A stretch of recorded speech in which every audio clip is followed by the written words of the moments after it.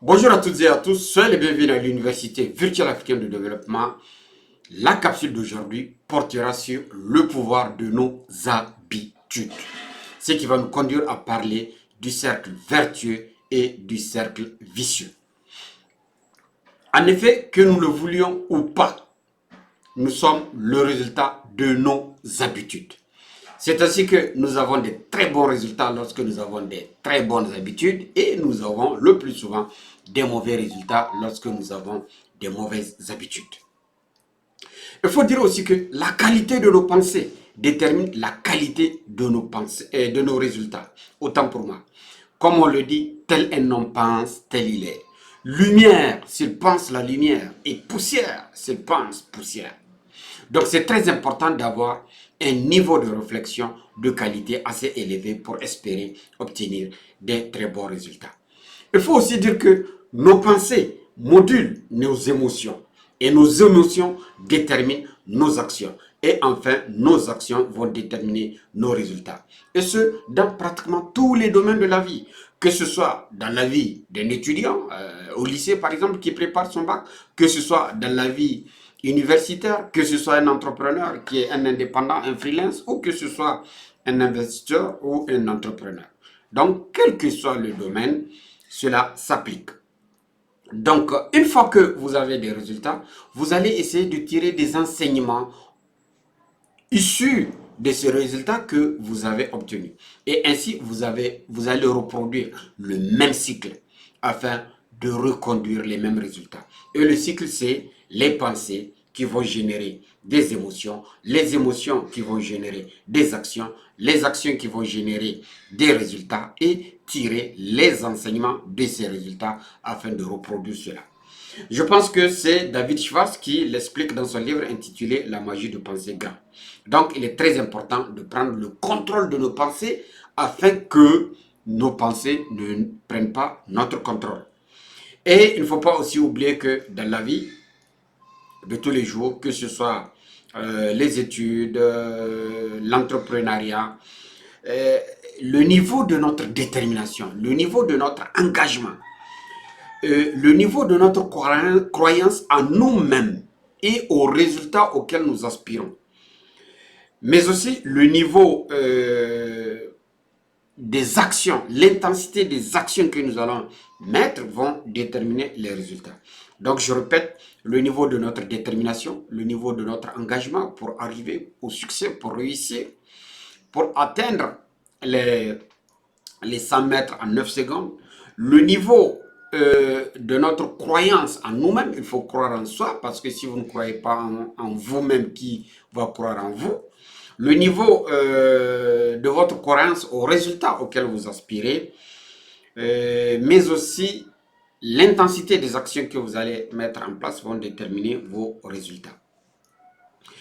Maintenant, on va essayer de donner deux exemples pour que les gens comprennent qu'est-ce que c'est que le cercle vicieux et qu'est-ce que c'est que le cercle vertueux. Supposons que vous avez mis en place des mauvaises habitudes conduisant, supposons que vous avez une mauvaise pensée qui vous a conduit à des mauvaises habitudes. Par exemple, vous êtes un étudiant qui prépare sa thèse de doctorat et malheureusement, vous procrastinez chaque fois à préparer vos devoirs, à préparer vos leçons. Vous scrollez des heures et des heures, soit sur TikTok, soit sur YouTube, soit sur Instagram, soit sur Facebook. Vous dormez tard, ce qui fait que le lendemain, vous êtes très épuisé, votre cerveau n'a pas récupéré et vous vous réveillez très épuisé. Eh bien, si vous continuez à reproduire ces actions, vous serez dans un cercle vicieux qui, inéluctablement, vous conduira à l'échec. Et oui, vous procrastinez pour apprendre vos leçons, vous scrollez des heures et des heures sur les réseaux sociaux, vous dormez tard, ce qui fait que vous ne récupérez pas, peut-être même que vous allez fêter, comme le disent certains, vous ferez du Mortal Kombat.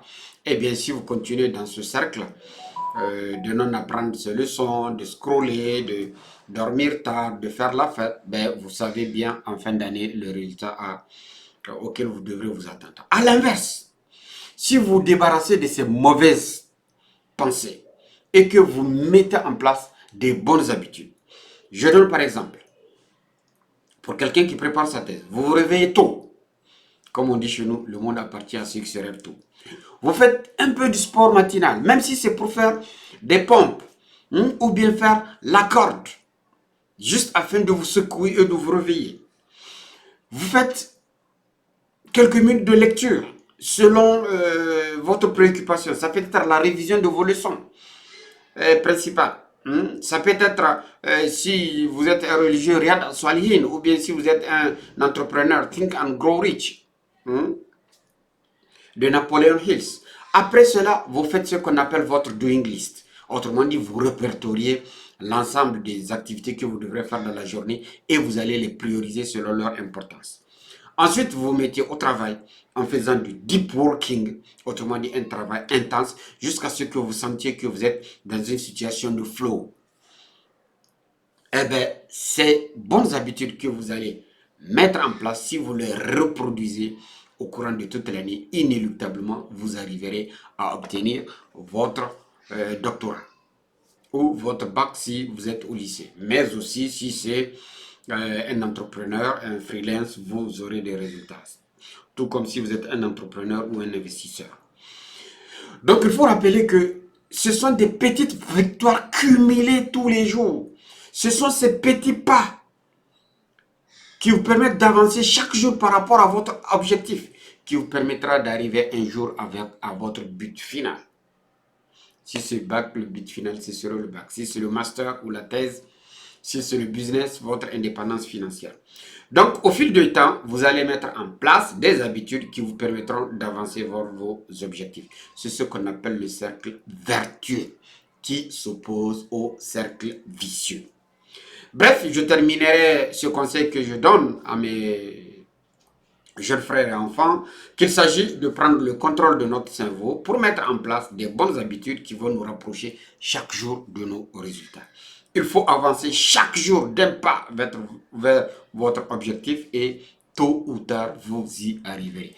Voilà ce que j'ai bien voulu partager avec mes jeunes et j'ose espérer que vous en ferez un bon usage et que vous ferez tout pour sortir des cercles vicieux afin de vous engager dans les cercles vertueux.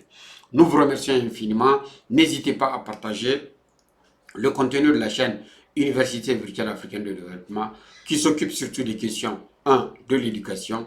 Une fois qu'on a acquis les connaissances, il faut les mettre en place, il faut les mettre en œuvre. Donc pour cela, le deuxième point, c'est l'entrepreneuriat, particulièrement dans le domaine de la production animale.